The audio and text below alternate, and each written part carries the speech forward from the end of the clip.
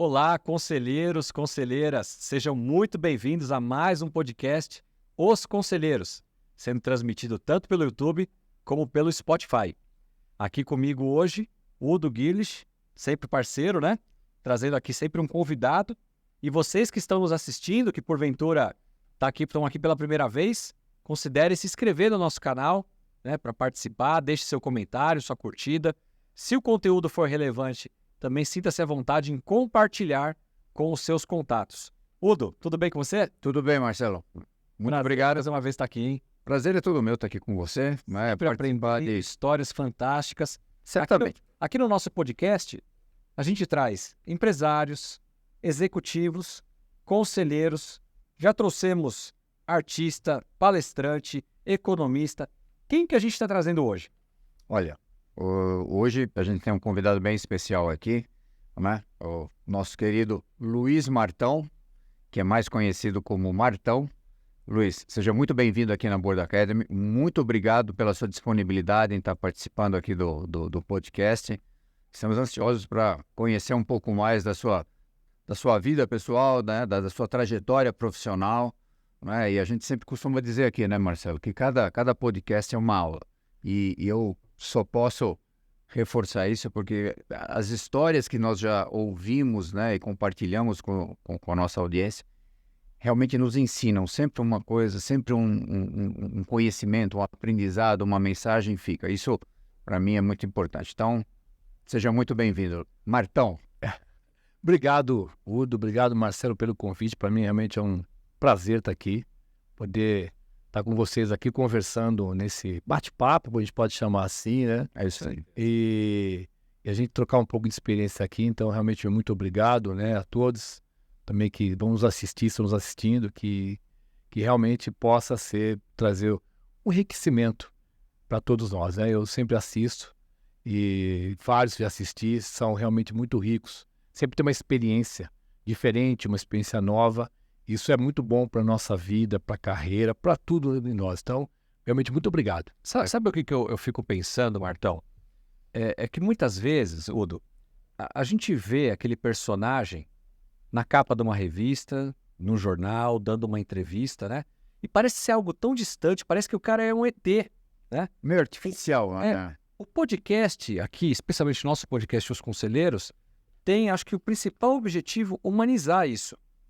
Quem que é o Martão, carne e osso, ser humano, que lá atrás pegou ônibus, que enfrentou dificuldade, que hoje pode estar, talvez, na capa de um jornal, mas ele não nasceu naquela capa do jornal, ele não tá no Olimpo. Ele não apareceu ali na capa do jornal. Paga boleto, fica doente também, né? Às vezes a gente coloca o pessoal lá no pedestal, e não é isso.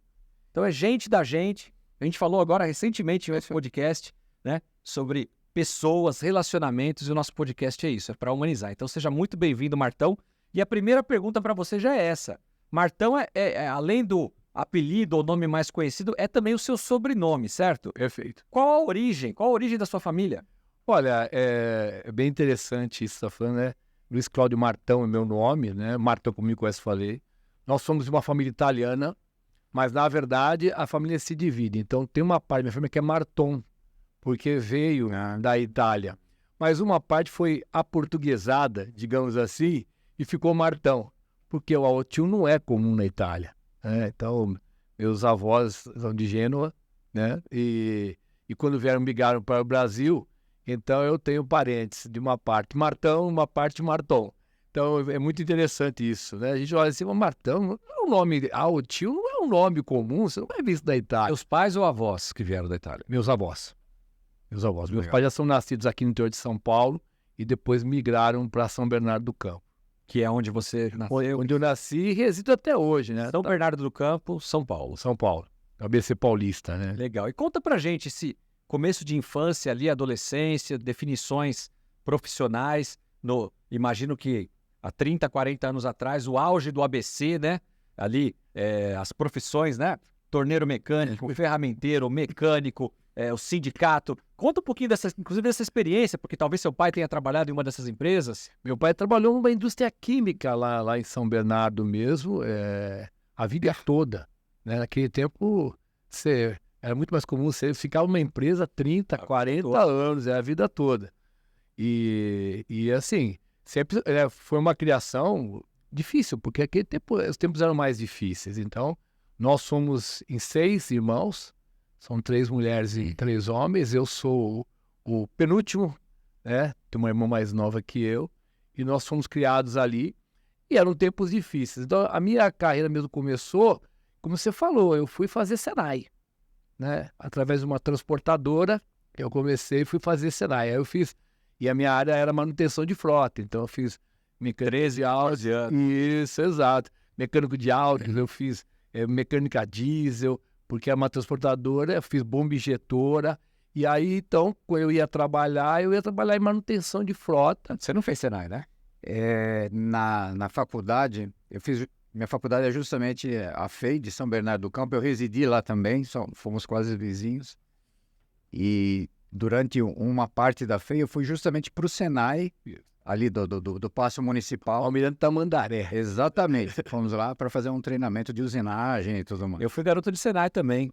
Meu pai é mecânico de manutenção e eu fiz Senai na parte de mecânica. E também na FEI, eu fui estagiário da Massey Ferguson. Massey Ferguson. Não, desculpa, da Perkins. Você lembra Depois da Perkins? virou Massey Ferguson. Depois virou... E a fábrica ficava logo ali atrás do A casa dos meus pais, né? Meus pais não são vivos, mas é lá próximo, ali no Nova Petrópolis, que era. Depois agora não mais, saiu dali, né? Mas é isso mesmo. Então, naquele tempo, o Senai ainda hoje é uma baita escola, um aprendizado. Uma instituição super importante. Sim, então a gente tem que valorizar. E ali eu comecei. Então, muito jovem, eu tive a minha oportunidade de, quando encarregado, né, saía de férias, eu assumi o lugar. Eu com muito novo ainda, enfrentando os desafios, e foi uma ótima escola. E ali, então, eu comecei a desenvolver e eu me apaixonei pelo transporte. Eu sou sério para vocês, né? Até hoje, minha área hoje é logística, supply chain, porque a amplitude... Mas naquela época a gente não falava, não existia o transporte. Era transporte. Era transporte e armazém, não tinha outro, né? Não tinha outro. Hoje não, a gente está com novos mais sofisticados, eu diria assim. E ali eu comecei minha carreira, trabalhei um período na Scania, Tá. né? Aí já com os meus 19 anos, logo depois que eu terminei o tiro de guerra, eu fiz, na época, tiro de guerra, né? Nessa época já estava entrando na faculdade ou aguardou um pouco? Eu aguardei, na verdade, aguardei um pouco. Na verdade, assim, era difícil para a gente conseguir pagar a faculdade. Nós fomos os primeiros filhos a entrarem na faculdade, por pensar nos nossos pais e avós. Exatamente isso. Então, eu fui começar a fazer a faculdade com 22 anos, não conseguia antes. Quando eu estava trabalhando, transportadora, eu fui ser encarregado de frota, né? E aí eu fui fazer administração. Então, eu entrei na Universidade de Santo André para fazer administração, fiz 4 anos de administração, trabalhando.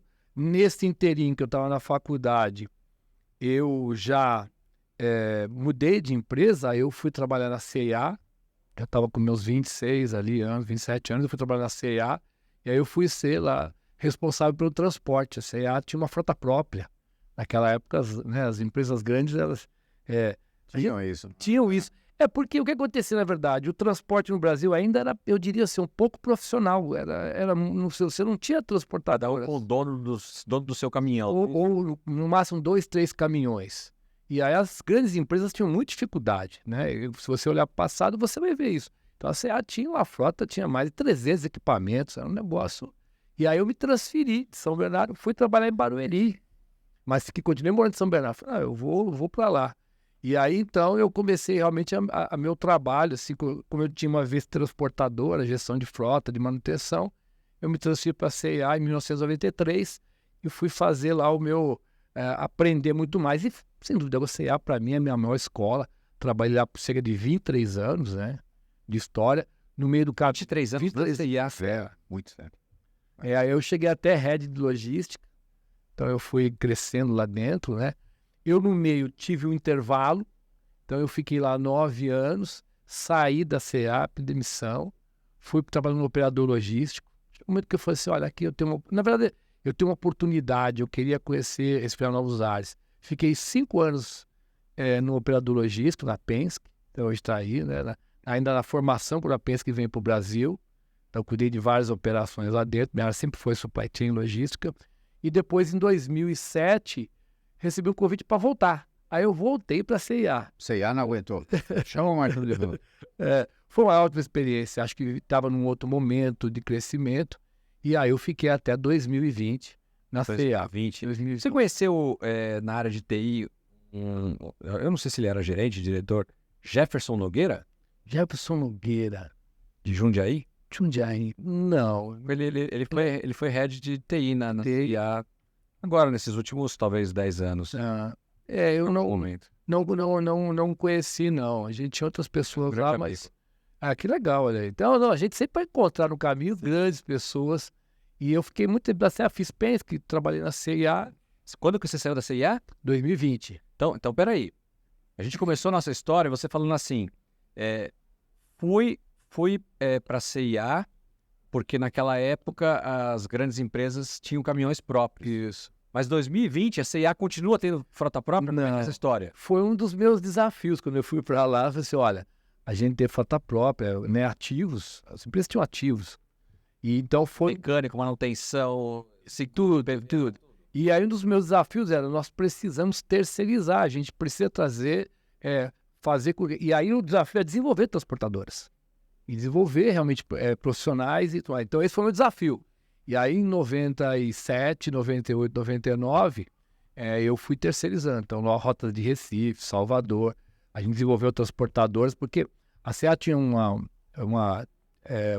peculiaridade que a roupa é transportada em cabide, ela vai pendurada. Nosso desafio é chegar na loja, com encabidado, etiqueta de preço, alarme de segurança, ela tinha que estar pronta para ir para a área de venda. Não, tinha um pessoal que ia dentro do container ali trabalhando junto, né? Não, olha, nós buscamos essa tecnologia fora do Brasil, na Europa, nós trouxemos, né, na C&A para o Brasil, desenvolvemos fornecedores aqui, e eu tive dificuldade porque as condições das estradas na Europa eram diferentes do Brasil. Então caía. Na época eu contratei o IPT, a gente desenvolveu, mudou o equipamento para ser mais robusto. Depois a gente melhorou ele com uma ideia que a gente viu nos Estados Unidos. E aí nós fizemos o equipamento que até hoje as grandes empresas do varejo de moda que trabalham encabidado ainda usam. Agora, então isso é uma prática do mercado. De encabidado no Brasil, principalmente, a C&A foi pioneira. O armazém era encabidado, tudo corria aéreo, né? Você tinha uma parte só em caixa. Interessante. Então isso é bastante... E hoje tem sistemas sorters automáticos encabidado, né? Outras empresas do varejo de moda já têm CDs todos encabidados, inclusive automáticos. Pô, deve ser interessante. É muito interessante. Então, naquela época, o nosso era mais manual, porque você não tinha tanta automação como você tem hoje, mas nós trouxemos essa prática. E o desafio era desenvolver fornecedores, né, transportadores que poderiam atender a esse requisito. E como era uma carga muito volumosa, então você tinha que carregar de uma forma para não danificar a peça, mas ela tinha que chegar em todos os lugares do Brasil, 100%, inclusive Belém, Salvador e Recife, encabidado. Na parte que era encabidado.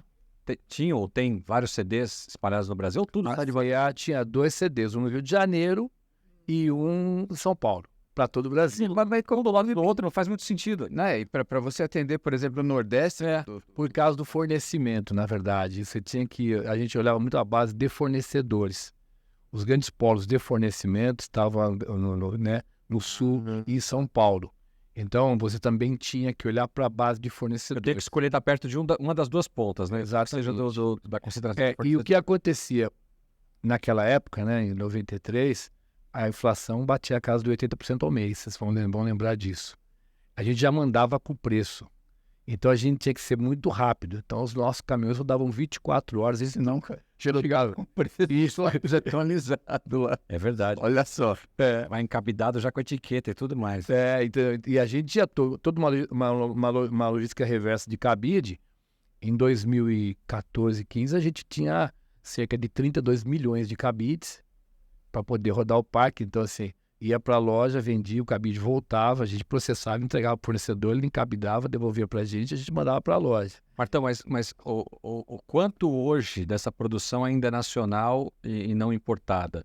A gente sabe que existe uma concorrência ferrenha aí, especialmente com os asiáticos, né? Isso. E tem produtos que os asiáticos são imbatíveis, principalmente o de inverno. O que acontece é o seguinte, né? O mercado ele oscila muito. Então, era muito nacional. Quando chegou nos anos de 2007, 2005, o dólar em baixa, começou a chegar os importados. E aí chegou um momento de 50-50. 50% era, né, importado e 50%. A gente chegou a movimentar cerca de 140 milhões de peças ano. Esse é o volume. A gente recebia em torno aí de 8 milhões de peças mês. Então, o volume era um volume, chegava a quase 400, 500, 600 mil por dia. Uau. A CA realmente é uma operação complexa, né? A CA era líder de mercado naquela época, era imbatível. A gente tinha uma logística, uma operação de transporte muito. A gente fazia Salvador, Recife, 6 vezes por semana, entregava todos os dias. Porque você tinha que girar e você tinha desafio da etiqueta de preço. Depois, com o plano real, a coisa deu uma estabilizada, mas esse é o desafio. Então, é desenvolvimento de fornecedores, desenvolvimento de realmente da logística, e a CE cresceu com essas bases, né? A gente cresceu com essas bases. Então, era um desafio muito grande. Para mim, uma riqueza, né? Transformação. Na época, lá em 2013, nós fomos implantar WMS, não tinha sistema, né? Imagina que tudo isso era feito sem sistema. Você não tinha os sistemas. Os sistemas eram muito arcaicos. Depois que começou a aparecer os sistemas de gerenciamento de armazém, que é o WMS, o TMS de transporte, e a gente tinha uma movimentação, fazia Curitiba todos os dias, Porto Alegre todos os dias, Goiânia todos os dias, Brasília todos os dias. Então, depois a gente foi ampliando isso, mas aí eu tive o desafio realmente de terceirizar, desenvolver transportadoras e passar para elas, porque, na verdade, assim, nós não éramos uma empresa de logística nem de transporte. Foi criado com uma base disso, né? Quando os holandeses, assim, é uma empresa holandesa, vieram ao Brasil, eles resolveram partir dessa forma. E depois essa terceirização. E no meio desse caminho também, em 96, a gente inaugurou a Argentina, pelo Brasil. Então, eu tive que ir lá da Argentina desenvolver também o cabideiro lá na Argentina para poder fazer a operação rodar. Assim, uma experiência muito rica, é uma escola... Eu sei que o seu background é no transporte, mas antes da gente caminhar para o seu próximo passo na carreira, eu não sei o quanto você tem informação sobre isso, mas eu queria talvez pensar alto com vocês aqui sobre, no caso a gente está falando aqui da CIA, e não é falar bem ou mal, né? Até porque é uma rede super respeitável, mas é falar do setor. Sim. A pandemia nos trouxe uma série de lições, reflexões sobre modelo de consumo, modelo de trabalho, né? Valores pessoais. Exatamente. Acho que o mundo parou. Comportamentos, né? E uma das coisas que me chamou muito a atenção é que isso já vinha acontecendo, mas de uma forma, talvez, numa velocidade, e a pandemia apertou a velocidade 2 do WhatsApp, né? O negócio aumentou muito. Que foi o quê? A mudança do hábito de consumo do cliente. Ao invés de ir na loja, numa CIA, numa A, B ou C, e experimentar um monte de roupa e comprar uma ou duas, não comprar nada, e gostar de ir no shopping, experimentar nas lojas, passar a encomendar pela internet. Perfeito. Seja lá de fora, diretamente desses sites que vem produto importado, ou das próprias redes nacionais comprando, ou seja, sem ter a experiência de ir na loja, experimentar, não gostei, não gostei, comprei e saí da loja. Né? Como que você vê isso hoje? Isso continua sendo uma tendência? A minha pergunta, no final das contas, a loja física vai acabar? Ou isso é utopia? Não tem como, porque existe um grande público que ainda é fiel à loja física. Eu sempre pensei nisso, sabe? Será que a loja física vai ser só um ponto de mostruário? Mas a compra vai ser sempre só pela internet? Tem até uma loja tributária por trás disso também. Tem algumas lojas que fazem isso, né? Eles têm lá todas as peças e as pessoas vão lá e experimentam, mas a compra ela é efetivada pela internet. Eu já fui, por exemplo, no Magazine Luiza. Aí tinha lá alguns produtos. Não tinha o produto que eu queria na loja. O próprio vendedor entrou comigo no site da Magalu e falou, mas aqui no site tem, você pode comprar. Aí eu falei, mas você vai ganhar comissão sobre esse? Ele falou, não, sobre esse não. Olha que interessante. Mas ele não perde a venda, né? A Magazine Luiza não perde, mas ele ali como loja, eu acho que perdeu. Mas ele me atendeu, achei super interessante isso na época. Essa é uma fronteira interessante. Aproveitando assim, olha, em 1999, eu estava no transporte e eu saí do transporte da CA e fui para o e-commerce, 99. Que tinha no Brasil ainda Submarino, a Americana estava iniciando, tinha Shoptime, né? E aí, então, nós vamos abrir o e-commerce. E nós criamos em Itu uma loja que é essa que tinha um totem, você via as peças, alguns modelos e você... Só que, em 1999, a gente usava internet de escada. A gente é que o S Robotics 24400, 14200, 14400. Então é o seguinte, a CA continuou de 99 até 2002 vendendo pela internet, mas aquilo a CA tomou a decisão de fechar o e-commerce naquela época por causa disso. Mas a infraestrutura não estava preparada ainda. Você não tinha as pessoas... A gente só tinha o Correios para entregar.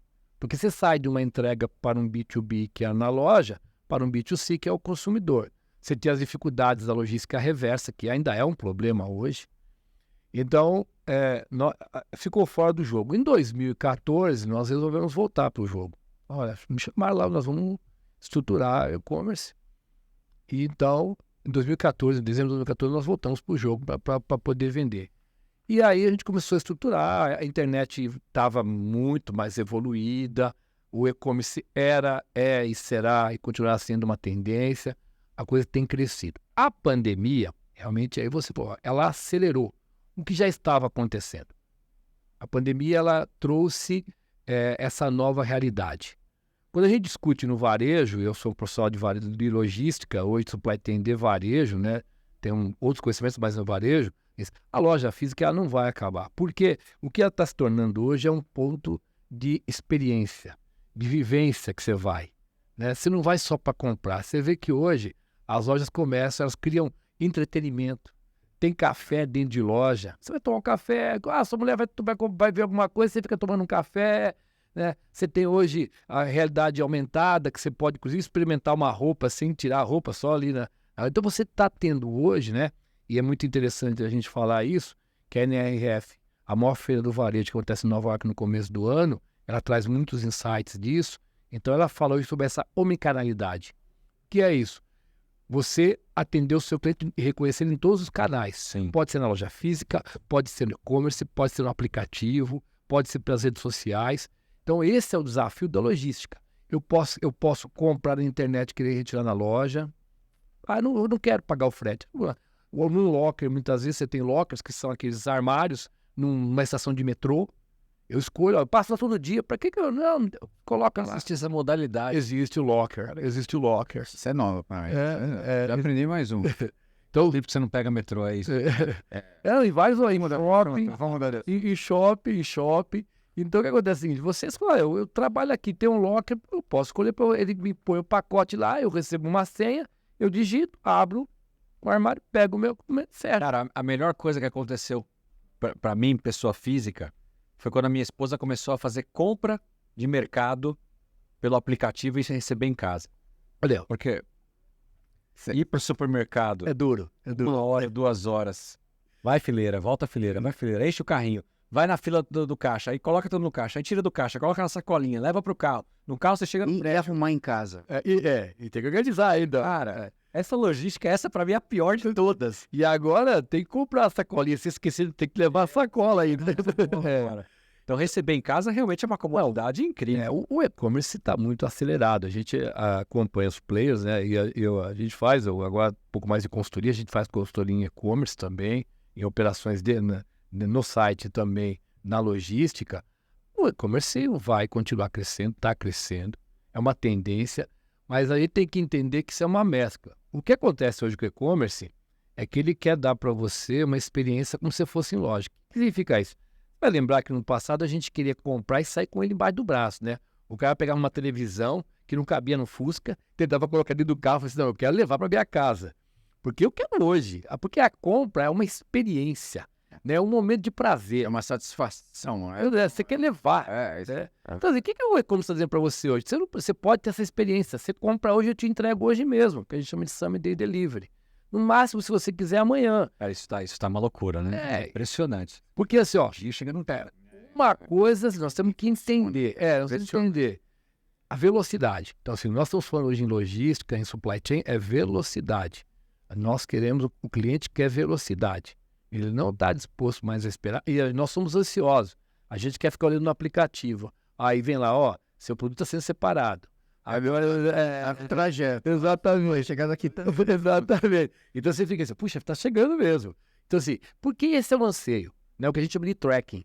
A gente não tinha o tracking. Você botava num caminhão transportador, Deus nos ajude que chegue até o cliente. Você não tinha, porque tão importante quanto a entrega é ter a confirmação da entrega para nós logística. Então, Agora tem uma coisa, né? Eu encomendar na minha casa um pote de um achocolatado marca tal, eu não tenho dúvida, vai chegar aquele chocolatado marca tal. Agora, como é que eu faço isso com uma calça jeans, sem ter experimentado a calça jeans para ver se ela serve realmente legal no meu corpo? Eu ia até comentar isso, porque eu pessoalmente, né, mas né, eu sou de outra geração já, mas eu tenho que ir na loja experimentar. Não é difícil pensar? O sapato, tem gente que compra sapato pela internet. A minha filha compra absolutamente tudo. Filha, mas não tem algo. Se tiver, eu mando apertar, eu mando ajustar. É outra mentalidade. É outra mentalidade. Outro mindset. Exatamente. Então é isso que nós temos que entender, Udo. A gente ia escolher na loja, né? Eu também gosto, sabe? Se eu tenho que comprar alguma coisa, eu compro, depende do tipo de produto. Eu tenho relacionamento com o vendedor. O vendedor me liga, seu Marcelo, chegou um modelo de sapato novo. Eu sou dessa geração. Quando a gente entra na loja, o cara fala, você, Udo, como vai? Então, mas essa transição, ela está acontecendo. Mas, por exemplo, aquilo que é mais commodity, você compra pela internet. Você não tem como errar. Né? Você, às vezes, o que foi que eu comprei outro dia? Olha, eu vou dar um exemplo desse abajur que vocês têm aqui. Ó. Eu comprei num site da China. Olhei esse abajurzinho, igual esse aqui, 2. Falei assim, eu vou comprar. Para ver se chega. Vamos ver. Isso, para ver se chega. Comprei no site da China, falei, não tem como errar. É isso aqui, a foto está aqui. Demorou um pouco, mas chegou. Então, hoje, a internet nos possibilita. Então, você tem, né, esse cross-boarding que a gente chama, você consegue vender lá fora, o cara consegue vender aqui dentro, às vezes sem ter operação aqui. Então, essa transformação no mercado no geral, a tecnologia está nos proporcionando isso. Então, assim, e esta geração, ela já nasce o que a gente chama de app first. Ela já, assim, ó, ela já nasce app first. Olha, outro termo. Vocês que estão aí, ó, se atualizem, app first. Ela já é, logo, você pode ver que a criança já pega um celular. Antes de saber escrever, falar, ela já sabe tocar e escolher o Já sabe. Pop Pig, Peppa, sabe como é que é o nome? Tudo. Então, assim, a gente tem que entender essa transformação. E as empresas, né, a gente da logística, tem que estar preparado para isso. Então, nós somos muito doidos. Porque, assim, tem que ser relevante para o cliente e tem que ter velocidade. Então, assim, tem que ser uma coisa que eu queira. A escolha é minha, né? Por isso, do Omnichannel, assim, o cliente que está no comando. Você quer receber hoje? Você paga o frete mais caro, você recebe. Não tem problema nenhum, é a sua escolha. Assim como levando para o mundo corporativo, se eu quero uma coisa mais barata, eu pago pelo avião, mais barato vem pelo marítimo, né? Perfeito. Traz para a pessoa física é o que... Exatamente. Então, a gente está vendo essa transformação. O mercado, ele tá, do supply chain está em constante transformação e a gente está vendo isso agora. Então, primeiro, a invasão até, digamos assim, né, dos chineses chegando, e eles são muito competentes, sabe? Às vezes a gente tinha uma visão que, mas produto da China, isso não existe mais. Eles estão concorrendo de igual para igual. Então, eles estão chegando no Brasil, ou mesmo de fora do Brasil, concorrendo e vem com uma logística muito forte. Até porque aquilo que você falou, parte das empresas nacionais importam da China, colocam a sua etiqueta, então eu estou consumindo um produto do Oriente de qualquer forma. E aqui dentro, então, eles estão se preparando, nós estamos nos preparando para poder enfrentá-los até, né? A gente tem exemplos como o Mercado Livre, que montou um ecossistema. Você vê, ele tem meio de pagamento, ele faz marketplace, ou seja, deixa o seu produto comigo que eu vendo para você, né? E eu entrego para você. É o que a gente chama de ecossistema. Então, na verdade, ele vai está fazendo tudo. O Magazine Luiza. Ele oferece a solução inteira para você, né, Martão? Você não precisa ter nada. Você não precisa ter estoque, não bota o seu estoque aqui, eu gerencio e vendo para você. Você só precisa falar, eu quero vender, né? Pronto, tá aqui, ó. Você tocou num ponto interessante, que lá atrás, quando, no seu caso, a C&A decidiu ir para o e-commerce, ela tinha um ponto virtual de venda dos produtos C&A. Certo? Perfeito. Quando, não sei, Ponto Frio, Magazine Luiza, outras marcas, empresas decidiram ir também, num primeiro momento, para vender os seus produtos. Sim. A gente está numa outra onda hoje, que esses nomes fortes se tornaram, na verdade, um marketplace, Perfeito. onde dentro dele você compra do Joãozinho. Então ele está lá no site da Magalu, da Americanas, de não sei de quem, mas você não está comprando dele. É uma outra empresa que está anunciando ali dentro, Isso. como o Mercado Livre da vida, né? Isso. Na verdade, quem entrega é o Mercado Livre, mas que o produto vem de uma outra empresa, que é o marketplace. Então, isso está se tornando extremamente normal.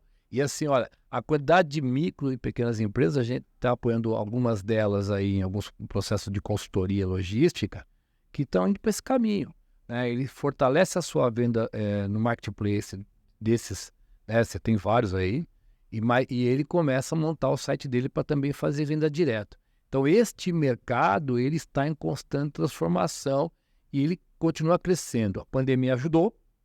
Agora, ele deu, no ritmo de crescimento, ele deu mas ele não recua. Ele só cresce. A gente vai ver essas transformações e quem tem loja, por exemplo, usa a loja como canal de venda. Ou seja, você pode retirar na minha loja. Você vai passar lá e retira. Então, é o que a gente chama de clique e retire. É o click collect, dependendo do nome. Então, você pode entregar, ou mesmo assim, eu estou procurando um produto, isso é muito comum, eu fiz uma estruturação para uma empresa de varejo de moda nesse sentido, então o sistema já olha onde tem o produto, ele vê onde é a tua casa, ele vê a loja que tem mais perto da sua casa e manda entregar de lá para a tua casa. Vamos supor assim, você mora lá no Acre, tá bom? Se você comprar uma coisa, o meu CD é em São Paulo, dando exemplo, vai mandar de São Paulo para o Acre, não. Eu olho nas lojas que eu tenho na região, esse produto tem lá, tamanho, a cor. Entrega da loja para o cliente. Que bacana. Eu vejo com muita satisfação todo esse desenvolvimento, porque no final é uma comodidade para todo mundo. É o bom senso e a inteligência a serviço das empresas, das pessoas, enfim. Isso é muito Agora, o quanto você conhece o mercado internacional para nos dizer se o Brasil, nesse sentido, está avançado, está igual, ou ainda tem muita coisa para progredir que a gente está atrasado? Olha, é assim, o que acontece, o que a gente encontra muito fora, pensando nos Estados Unidos e pensando na Europa, a gente tem um gap dentro da logística, digamos assim, no supply chain, que é a automação. Então, eles investiram em automação muito antes que nós. Primeiro, porque eles têm uma dificuldade que é a mão de obra. É cara, né? E é mais escassa. Então, isso faz. Então, eu visitei operações da própria C&A em 2009, 2012, CDs da Europa, por exemplo, que já tinha automação. E aqui não tinha. Então, eles estão avançados nesse sentido. Segundo, eles têm uma malha viária de transporte, e não só no rodoviário, como no aéreo e por trem, que a gente não tem. E isso falta. A gente precisa investir em infraestrutura. Principalmente num país com as nossas dimensões. Sul e Sudeste é uma história no Brasil. Então, não, olha, Realidade. eu comecei a trabalhar com operações de abertura de loja em Manaus em 2000. A gente abriu a primeira loja. Eu fui ontem. Quando eu cheguei lá a primeira vez, eu pisei em Manaus em 99, eu falei, isso aqui é outro mundo. Isso aqui é outro. Então, assim, não adianta, quando a gente vai para o norte, principalmente, né? Você tem entrega de barco. É outra realidade. Realidade. Totalmente diferente. Você tem outra. E são barcos pequenos, você tem o que se chama de voadeira, que é aqueles barquinhos. Então, assim, porque você vai para a comunidade ribeirinha, o cara não tem acesso, ele tem limitação, chega às 10 da noite, tem que desligar o gerador porque acaba a energia. Então a gente tem no Brasil, o Brasil, né, o Brasil é espetacular, eu diria. É uma grande diversidade, eu diria, para essas questões. Né? Para nós, logística, principalmente. Agora, qual é o problema? A gente tem até um volume de estradas, por exemplo, já que nós somos uma matriz rodoviária, muito boa. O problema é a conservação, é o cuidado, e aí você tem custos que a gente... Por exemplo, a malha aérea, né? Você vê, a FedEx nos Estados Unidos, ela levanta 500 aviões por dia lá de Memphis, atendendo. Né? 500? Quem assiste aquele Náufrago, né? Aquele filme, Sim. Que é muito bacana, então mostra um pouco daquela história. Eles têm um aeroporto deles. Aqui no Brasil, a gente, para poder fazer transporte aéreo, você tem que usar o avião de passageiro no porão. Se tiver bagagem, sua carga fica, porque a prioridade é bagagem, é como no trem, né? O trem de passageiro tem prioridade sobre o trem de carga. Então, assim, nós temos hoje questões de infraestrutura, questões fiscais, que é outro problema no Brasil. Você tem uma briga hoje, né? Porque Os estados, isso, vamos para Extrema porque lá tem benefício fiscal. Aí acaba, vai para o Espírito Santo, vai para Itajaí. Então a gente tem que olhar isso. Então essas frentes, elas dificultam o nosso crescimento. Agora, dentro daquilo que nós temos de possibilidade, que a gente vê, o Brasil avançou significativamente, pensando na parte aí de infraestrutura de sistemas, eu diria assim, as empresas, né, e de transporte. Mas a gente tem muito a avançar, nós precisamos fazer com que o Brasil cresça muito. A gente precisa pensar em infraestrutura. Você saiu da CIA em 2020. Isso. Quer dizer, você chegou a pegar a pandemia na CIA. Sim. Eu saí em janeiro, 2 meses depois da pandemia. Começou. Tá. E aí, como foi o seu período de pandemia? Para onde você foi? O que você começou a fazer? Então, na pandemia foi muito interessante, porque logo em seguida, ali em março, uma empresa de moda, de lingerie, na verdade, me ligou e falou: Martão, cara, quero conversar com você. A gente tem 50 lojas e shopping, fechou tudo. O e-commerce bombou, eu travei. Eu travei. Tô travado aqui, a coisa... E aí, então, eu fui fazer consultoria. Fomos para lá, fiquei lá 4 meses, organizando a operação, acertando as questões de transporte. E eles tinham, em média, era uma empresa não tão grande, mas tinha em média 100 pedidos por dia, passaram até 800, por causa da pandemia. E aí nós organizamos a operação, né? E foi muito bacana, porque é uma experiência. Então, e tinha um plano de logística reversa, que ainda é um problema para as empresas de e-commerce. Se você não cuidar da logística reversa, ela se torna um grande vilão. E então eu fiz para eles... Faz um favor para mim. Sim. Nós estamos aqui com empresários, conselheiros, mas tem estudantes universitários, outras pessoas que podem estar nos assistindo também. Explica com poucas palavras o que é a logística reversa. Eu acho que é legal esse alinhamento. Perfeito, Marcelo. Boa. Esteja equalizado para o todo. Ok, então, assim, quando a gente pensa na logística em si, o e-commerce, além do consumidor, disse assim: se eu não quiser o produto, eu posso devolver. Ok? Então, a primeira coisa que a gente fala no e-commerce é isso, a lei me permite isso. Então, você comprou uma calça jeans, como você falou, você não gostou, não te serviu, você vai devolver. Eu não quero. Né? Você pode trocar por outro produto ou você pode pedir o seu ressarcimento. Então, esta logística daquilo que não serve para você ou daquilo que você não quer, você tem que... Manda para o cliente devolve para você. Leva para o correio com código. Ou então existem empresas hoje... aí como Passam para recolher. Isso, passam para recolher, existem várias modalidades... E você traz de novo para o seu centro de distribuição, para a sua loja. O Livre tem alguns pontos onde você entrega no ponto, né? Perfeito, é isso aí. Eu descobri outro dia que na minha cidade, eu não entendi por quê. Dentro de uma ótica, tem um ponto do Mercado Livre onde você tem essas coisas que você compra no Mercado Livre. É isso aí, você tem. E na verdade eles fazem também trabalho para outros, tá? Tem transportadoras agora especializadas em e-commerce que fazem isso. Então, esta malha ampliou muito. Antigamente só tinha o correio, mas essa malha ampliou muito. Então, ele dá para você a lista, pode ir lá, coloca, devolve e tem que voltar. E aí você tem que fazer uma avaliação. Se esse produto é um produto bom, ele tem que voltar para o seu estoque, você tem que reintegrar o estoque, tem todas as questões fiscais e tudo mais, para ser vendido, ou então não, de repente ele não tem condição, você tem que descartar ele devidamente. Isso é um ponto. E tem alguns casos que, por exemplo, você tem lei, aí a questão por pneu, por exemplo. O pneu não pode ser descartado no meio ambiente. Então, quando você vende um pneu, você tem que devolver ele para a fábrica, porque ele tem que ter, por exemplo, recipientes de produtos agrotóxicos. Então, existe uma outra reversa, né, que você tem, porque você tem que ter cuidados ambientais, principalmente. Então, é isso para o pessoal, para vocês entenderem. Então, ela é um grande desafio hoje, né, porque isso pode variar em torno de 2% a 5% da venda reversa hoje. Eu vou tocar num outro ponto aqui. Você vê que eu estou falando... Porque eu percebi que você entende bem desse mercado, apesar de ser uma pessoa mais voltada para a parte de logística, supply chain.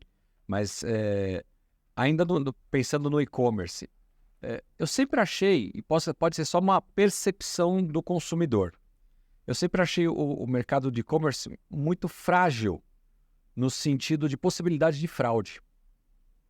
Você entra num aplicativo qualquer, num site qualquer, digita um número do cartão qualquer e manda entregar no endereço qualquer. E aí, depois de um mês eu vou descobrir na minha fatura do cartão de crédito que tem uma compra, mas que não fui eu que fiz. Como que é o tratamento disso? O que vocês têm? Não, falar a respeito? Claro, não. Porque assim, olha, Eu sempre digo. Você já recebeu algum presentinho na sua fatura? Eu já recebi vários. Eu já recebi que entrar com uma ocorrência, não sei o quê. O banco estorna. Mas isso vira uma encrenca depois para confirmar. Ainda não. Não quero falar muito alto. Tudo falar para você. Eu já recebi na minha casa adega e televisão que eu não comprei. Uau. Mas chegou junto a fatura também no cartão? Não, e não chegou a fatura. Falando, na verdade, é um esquema, eles compram. Tem esquema. Ele manda compra, ligar e pega na sua casa antes de você pegar. Ele manda, liga alguém para vocês, nós entregamos errado aí, nós vamos retirar. E não é a empresa nem a transportadora. Eu, como já conheci o golpe, falei, não. Eu liguei e falei assim, aqui você não vai retirar nada. Então, assim, era um golpe mesmo. Isso tem vários golpes, como você falou. É impressionante a criatividade. Exatamente. Então, assim, o que acontece hoje, quando a gente fala principalmente dessas questões sistêmicas, é porque isso passa por hackers. Há uma evolução, né? Nas ações antifraude, que a gente chama. Então, como é que você faz o antifraude, como é que você acompanha? O próprio cartão de crédito hoje, se você fizer uma compra fora do seu modelo de consumo, ele te liga, ou ele bloqueia. Isso ajuda. Então, assim, há uma série de ações, mas eu tenho que reconhecer que cada vez mais, assim como a gente evolui nisso, os bandidos também evoluem no volume de fraude. Essa é uma briga constante no e-commerce. Melhorou, evoluiu, mas não dá para dizer que está 100% isento disso. Porque há, sim, né, quadrilhas especializadas no e-commerce de tentativa de fraude. Os sites, eles barram inúmeras por dia. Inúmeras. A gente que está no meio, porque, como eu disse para você, né, eu sempre tenho uma coisa assim, quem não entende de negócio não pode estar em qualquer posição da empresa, né? Eu sou do supply chain, mas eu tenho que entender de negócio. Se eu não entender de negócio, como é que eu posso? Porque o supply chain tem que ser um alavancador para a empresa e não um limitador. Então, a gente Nós temos uma frase aqui, que eu não sei se essa frase é sua, do Eduardo ou do Farias, sobre não entender de um negócio, mas entender de negócio. De negócio. Não entender do negócio, mas sim de negócio. Né? Conselheiro, né? Tem que ter essa visão mais holística, ampla sobre a empresa. Não, eu sou de transporte, de logística, eu vou falar sobre esse... Não. Até agora a gente praticamente não falou de transporte. Dada a experiência. Nem tanto do Martão. Né? Mas o papo tá bom, porque é isso mesmo. A gente olha, a gente vê esse mercado, e ele é um mercado interessante e até intrigante, né? Porque você vê a evolução. Mas isso é um problema. As empresas investem milhões em sistemas antifraude. Pode ter certeza disso, né? Seja os bancos, seja as empresas de e-commerce, porque a gente sempre vive à beira, né, de um problema com isso aí. Então, eu acho que aqui fica um alerta, né, para vocês que estão nos assistindo, do cuidado ao se fazer uma compra pela internet ou por qualquer aplicativo, né? Busque saber quem é a fonte. Você, por trás daquele aplicativo, você não sabe se tem ali algum tipo de programa espião que vai roubar seus dados. Perfeito. Você não sabe se aquela empresa de fato é idônea, então busque realmente referências. Existem outros sites que você pode fazer a consulta do CNPJ para ver se aquela empresa de fato existe. Então, todo cuidado é pouco com relação a fraudes que são cometidas no mercado eletrônico. Perfeito. Você foi perfeito isso aí, porque é exatamente isso. A gente tem que estar muito atento, né? Eu, por exemplo, não compro num site que eu não conheço, então que eu não pesquiso muito sobre ele. Até mesmo informação. Propaganda legal, clique aqui para comprar. Já era. Já foi. Já era. Tem gente que faz isso, eu não faço. Assim, se tiver que fazer, eu compro um negócio lá de R$10 para ver se funciona. Faz o teste. Se não aparecer, perdeu um pouco. Porque existe muita fraude nesse mercado. Então a gente tem que estar muito atento, né? Como consumidor, agora falando como consumidor, como cliente. Porque tem muita gente idônea, a maioria, mas infelizmente existem empresas que têm o outro lado, né? Então a gente tem que tomar muito cuidado com isso. Martão, mas voltando aqui então para a sua carreira. Bela carreira aí, especialmente na CIA. Depois da pandemia passa a fazer consultoria e aí você segue nesse caminho de consultor, atuando em várias empresas do setor de varejo, é isso? Sim, não só varejo, mas também de logística, né? Então, tudo que envolve logística supply chain, a gente, nós fundamos aí, eu mais 3 amigos, nós fundamos uma empresa, que é a Ilog, para atender, né, desde o pequeno até o grande, nas suas dificuldades, digamos, nas suas tendências de crescimento. Então, nós estamos estruturando várias operações pelo Brasil, de logística mesmo, porque assim, por mais que a gente olhe e pense, existem muito mercado para estruturar. Crescimento sem uma estruturação logística não acontece. Hoje, né, depois da pandemia, principalmente, as empresas enxergar, opa, eu preciso investir na minha logística, na minha cadeia de suprimentos, no meu supply chain. Então, a gente está vendo essa transformação no Brasil, porque a logística passou a ser um impedimento quando você não tem estrutura. Eu não consigo. Se você não conseguir entregar, e o consumidor é muito punitivo nisso. Nós reclamamos menos e cortamos mais. O cara não me atendeu, eu não falo nada. O que eu faço? Eu tiro ele eu não conto mais lá, eu não volto mais lá. O mercado, ele é punitivo. Então, não temos mais tempo para errar, né? Não temos mais tempo para... E outro, o cara te troca. Troca você, a tua empresa facilmente, né? Para conquistar um cliente, para você fidelizar um cliente, que é o que eu gosto muito dessa palavra, dá um trabalho terrível. Mas para perder ele... muito rápido, né? A credibilidade se constrói com muito trabalho, muito sacrifício. Agora, para perder... Então, é isso, né? E interessante, pegando esse gancho, outro dia eu estava conversando com uma pessoa que estava falando da importância do atendimento ao cliente, começando no caso de uma fábrica, na sua portaria, num escritório, na sua recepção, na moça do cafezinho, né? Então a gente pensa em qualidade do produto, na entrega final. Mas aí, aqui, na linha de frente, que é o primeiro, é o porteiro da fábrica, é a moça da recepção, é o cafezinho frio, a gente não dá a mínima. Quando a gente pensa no supply chain, a gente tem que pensar nisso também, porque vai ter um motorista que precisa ser treinado para entregar uma caixa lá na minha casa e não chutar a caixa, não deixar... Eu não estou em casa, ele coloca a caixa na chuva. Então, né, existe todo um treinamento, uma preocupação até a ponta final, que vai carregar a roupa lá balançando numa estrada e que tem que chegar lá, não tudo caído dentro do caminhão. Exatamente. Então, é isso que acontece, né? A gente tem que pensar o seguinte, como é que eu atendo em toda a amplitude do meu contato com o meu cliente? Eu preciso atender ele em qualquer situação, seja numa rede social, se ele me mandou uma mensagem, né? Pelo Facebook, pelo Instagram, não importa, eu preciso dar atenção a ele, até mesmo na loja, no caixa da loja. Então, essa frente é muito importante. Recentemente, nós temos um trabalho para uma empresa aqui do interior de São Paulo, de pet shop, é uma empresa um pouco menor, um fundo de ação comprou eles e falou assim, nós queremos sair de 30 lojas para 200, um plano até 2025. E aí ele me chamou, falou, Marco, eu conhecia ele, né? Falei assim, olha para mim aqui, falei assim, com essa logística que você tem aqui, você não chega a 50. Então a gente fez um trabalho, foram 12 meses para estruturar a logística deles para poder crescer, porque senão você não tem sustentabilidade. Vira um gargalo. Assim, como é que eu olho para frente, né? E eu acho interessante, porque nós precisamos pensar em crescimento. A gente está vivendo um momento meio esquisito, né? Mas isso vai passar.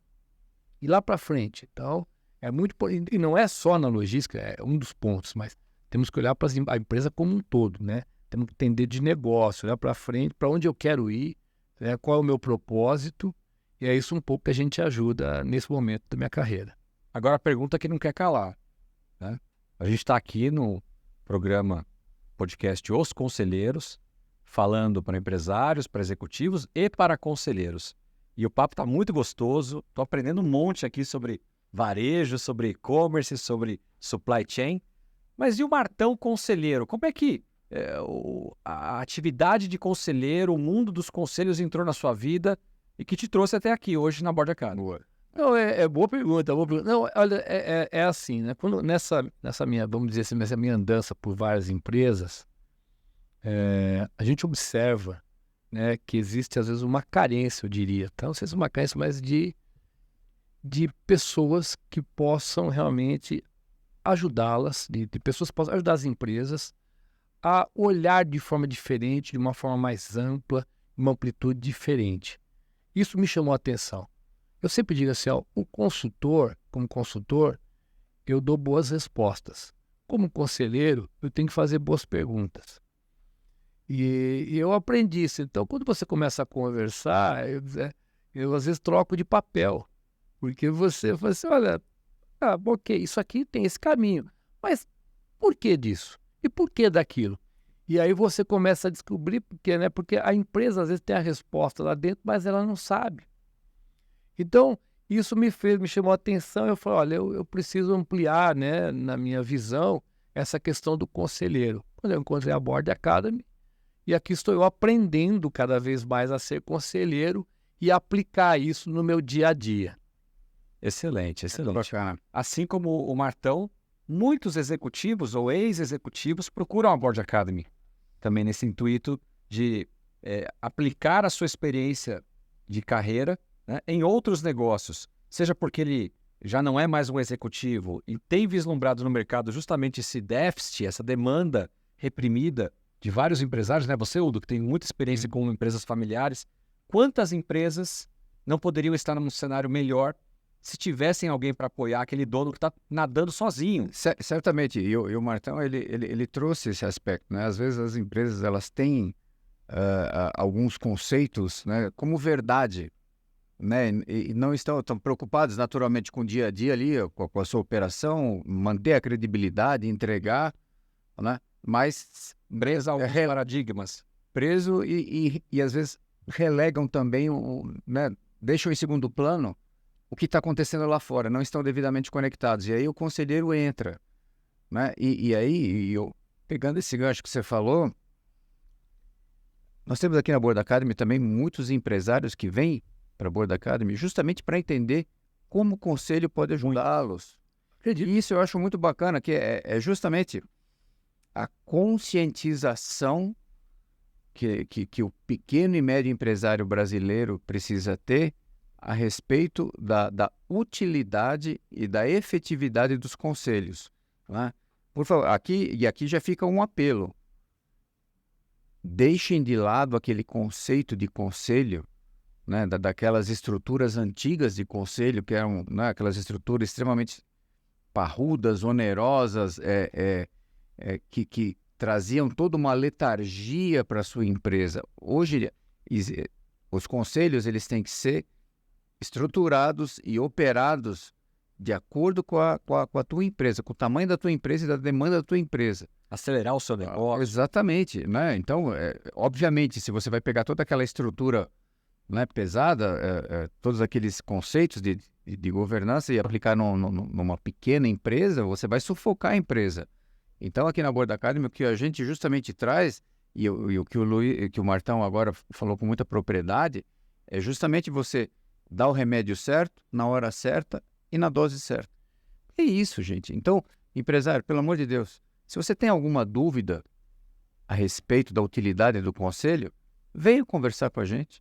A gente vai ter o maior prazer em receber você aqui e explicar exatamente como que os conselhos podem lhe ajudar a alavancar o seu negócio, a dar solidez e longevidade para o teu negócio. É bom frisar isso, né? Que a Board Academy ela forma conselheiros para o mercado, mas ela também ajuda empresas na formação dos seus conselhos.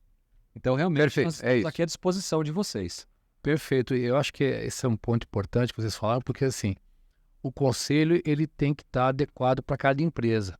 A gente nesse mundo tem muito contato com startup, e a startup tem um outro pensamento. Eles são muito ágeis. E, na verdade, assim, o que a gente está vendo muito é que tem empresas que pararam no tempo e não estou atento. Por exemplo, eu me obrigo, eu sou obrigado por mim mesmo, eu digo assim, a estar atento ao mercado. O que está acontecendo? Qual a tendência? O que vai acontecer lá na frente? Porque senão você é atropelado. Né? Ou pelo mercado... Não dá tempo de recuperar, né, Martão? Exato. Então, a gente tem que estar atento. Então, assim, o conselho tem um papel importante nisso. De fazer os questionamentos certos. Falar, olha, onde nós estamos? Para onde a gente quer ir? E nós vemos muito isso. Como falta hoje no mercado pessoas realmente que possam dar o conselho que realmente leva a empresa à frente. E tem uma coisa interessante que a gente está vendo aqui o Martão, vocês que estão assistindo, podem olhar para a carreira dele e falar assim, puxa, o Martão será um belo conselheiro em todas as empresas que atuam com transporte. Sim, poderá ser. Mas ele também pode atuar em qualquer outra empresa. Porque o conselheiro não precisa entender daquele negócio, mas de negócios. Lembra que a gente acabou de falar isso? É isso aí. Então, o Martão é um candidato, sim, a conselho de qualquer empresa. Porque com o know-how, com a experiência dele de mais de 30 anos, vai poder, com uma outra visão de mercado, poder ajudar o seu negócio. Perfeito, é isso mesmo, é a visão de negócio. Isso que é importante. Então, a gente está olhando esse mercado e encontra realmente muitas e muitas empresas que precisam dessa transformação, que não pode ficar, como você falou, nessa letargia, que precisa olhar e trazer pessoas para o seu quadro, precisa de conselho que possam levar ela para outro patamar. Porque senão, ela corre o risco de ficar. Fica pelo meio do caminho. E infelizmente, a gente... né, isso é estatístico, isso é informação, isso é dado, aliás, né? A alta mortalidade de empresas, e principalmente empresas familiares, né? Que é onde eu conheço, tenho um pouco mais de conhecimento. E, infelizmente, né, ainda existem, né, como eu acabei de mencionar, algumas objeções na adoção de conselhos, infelizmente. Mas a gente vai reverter esse quadro. Com certeza. Martão, já estamos conversando há quase 1 hora. Para mim foi uma aula. Eu Fala, hein? não citei isso, mas eu comecei a minha carreira em comércio exterior. Então eu namorei com a área de logística, supply chain lá no começo da minha carreira. Então tudo que você falou agora, de certa forma, me remeteu ali à minha juventude, né? Na época que eu ia para o porto, para o aeroporto, desembaraçar carga, importar, exportar, contratar caminhão, frete, enfim. Então foi muito bacana esse papo, entender tudo isso. E como consumidor também hoje vem dos próprios hábitos de consumo na minha casa. Minha esposa no mercado, minha filha nas roupas, né? E eu ainda, a moda antiga, ainda com experimentar o sapato na loja. Esse mix... Pra onde você vai? Não, vou no shopping comprar o sapato. Então, muito interessante isso. Então, foi um prazer estar aqui com você. E eu não posso deixar você ir embora do nosso programa hoje sem te perguntar, na verdade, sem te pedir uma recomendação. O que você leu, assistiu, um livro, um filme, uma série, algo que você possa recomendar aqui para os nossos ouvintes, telespectadores? Olha, eu tenho um livro que eu gosto muito, para mim ele fala bastante, quando a gente fala de liderança, né? Eu acho que eu gosto muito da questão soft skills e hard skills. Eu acho que elas se complementam. Então você tem que ter um hard skill forte, porque para falar tecnicamente, senão você desconhece. É o alicerce ali, a base, né? Exato, exatamente. E você tem essa parte de soft skills, que é essa questão de comportamental, eu sempre me preocupei muito com essa questão de liderança, né? Fui líder nessas empresas que eu passei, a parte de head, a parte de gerente geral. E eu tem um livro que eu gosto, né? Em Meus Passos, o que Jesus faria, que fala um pouquinho, né? De eu me colocar no lugar do outro, né? Porque quando eu me coloco no lugar do outro, eu entendo a ótica dele. E até a minha argumentação muda. Né? Porque a gente vive hoje, e isso sempre me preocupa, porque é um mundo muito antagônico, e assim, onde a minha verdade é absoluta e a sua não. E isso não é bom, nunca foi e nunca será. Então, assim, como é que eu consigo, né, nesse mundo, nos conselhos, como é que eu consigo abordar de vários ângulos e ver de vários ângulos, né, e entender e poder argumentar, poder me colocar. Então, para mim é um livro que eu indico para quem não leu. Né? Não é um livro tão novo, mas é um livro muito interessante. Sempre atual. Sempre atual. Muito obrigado. Bacana. Udo, suas considerações, frase, reflexão, fica à vontade. Pergunta ao nosso convidado. Para mim, de novo, foi um grande aprendizado, né, Martão? E aí, desde já, eu deixo meu agradecimento para você. Mas uma pergunta que não quer calar. Depois de toda essa trajetória, né, desse repertório que você acumulou ao longo desses anos, teria algum conselho que o Martão de hoje daria para o Martão, né, que acabou de se formar em administração, estava lá ainda em São Bernardo, estava indo para as Olha, acho que tem vários, né? A gente quando vai passar a trajetória, a vida, você vai olhando para trás, talvez coisas que você fez que não faria, talvez coisas que você não fez, deveria ter feito.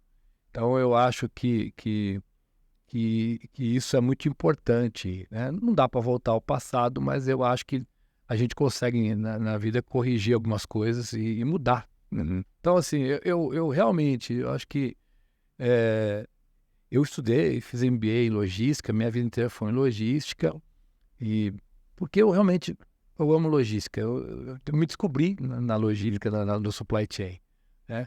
Então, assim, olha, eu talvez tivesse arriscado mais em alguns momentos da minha vida, né? A gente, às vezes, a gente é temeroso, né? Como você falou, o empresário, ele fica preso a alguns paradigmas e ele não corre riscos, e eu digo que riscos até calculados, porque ele não dá um passo além, ele não faz aquela mudança quando deveria fazer, ele retarda. Eu acho que isso, em alguns pontos da minha vida, eu deveria ter sido mais ousado, deveria ter sido mais arrojado. Eu acho que isso fica para mim de lição, o Martão lá atrás, que eu acho que assim, ó, se a gente quer mudar realmente, né, nós precisamos ser a mudança. Né? Muito bom. Excelente. Obrigado, Martão. Eu que agradeço vocês mais uma vez por esse momento, foi muito bacana mesmo. Indico a todo mundo aí participar com vocês aqui. Vocês são uma aula, tem sido uma aula sempre, para mim também, né? E muito obrigado mesmo por ter a oportunidade de estar aqui. Tenho a certeza que a recíproca é verdadeira. Para a gente foi uma honra estar aqui com você, conhecendo um pouco mais da sua trajetória, aprendendo contigo. Então, muito obrigado realmente. Obrigado, Udo, sempre pela parceria. E a vocês que nos assistiram aqui nesse episódio do podcast Os Conselheiros, se é a sua primeira vez aqui conosco, te convido a se inscrever no nosso canal, ative o seu sininho aí para você receber notificação dos próximos episódios, né? Todas as segundas e sextas-feiras, às 20 horas, um episódio com um convidado, assim como hoje, com o Martão, trazendo sua história de vida e a gente aprendendo com ele aqui. Uma aula viva, uma enciclopédia. Obrigado novamente, Martão, e Parabéns. até o próximo episódio a todos vocês. Muito obrigado. Tchau, tchau. Tchau, tchau. Obrigado.